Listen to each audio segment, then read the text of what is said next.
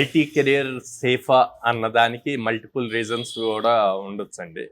Not only అందరూ ఐటీకే వస్తున్నారు అని కాదు. ఇప్పుడు రీసెంట్ డేస్లో మనం చూస్తున్నాము లే ఆఫ్స్, ఏఐ వల్ల అంత అంత మ్యాన్ పవర్ అవసరం లేదు, ఇట్లాగా వస్తున్నాయి అన్నమాట.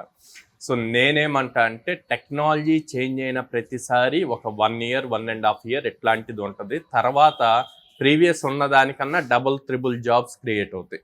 ఓకే, మనం ఆల్రెడీ మల్టిపుల్ ఎగ్జాంపుల్స్ చూసామన్నమాట. ఇదివరకు మన దగ్గర ఆటో రిక్షాలు ఉండే, తర్వాత కార్స్ వచ్చాయి, ఇప్పుడు ఆటోలు ఉన్నాయి, కార్లు ఉన్నాయి. సో దానికే జరుగుతూ ఉంటదండి. టెక్నాలజీ చేంజ్ అయ్యి ఒక కొత్తది వచ్చినప్పుడు రష్యన్ టైప్ లో ఉంటది అనమాట, ఇబ్బంది అన్నది ఉంటది.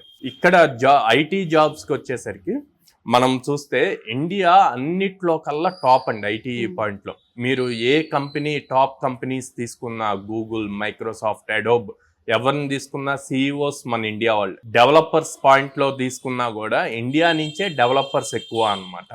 ఓకే, అండ్ ఇంకా ఇప్పుడు మనకి ఇండియాకి స్కోప్ బాగా పెరుగుతుంది. అదర్ కంట్రీస్ తో కంపేర్ చేస్తే జరుగుతున్న వార్స్ కానీ అన్నీ చూసుకుంటే మనకి ఇండియాలోనే స్కోప్ ఎక్కువ.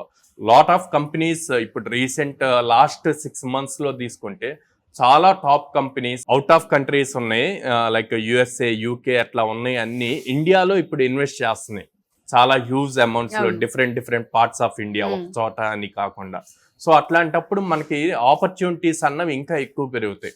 ఇక్కడ ఎవరికి జాబ్స్ ఉండవు అన్న భయం ఉంటది అంటే వాళ్ళు రెడీగా లేకపోతే అప్పుడు జాబ్స్ ఉండవు అన్న భయం ఉంటదండి.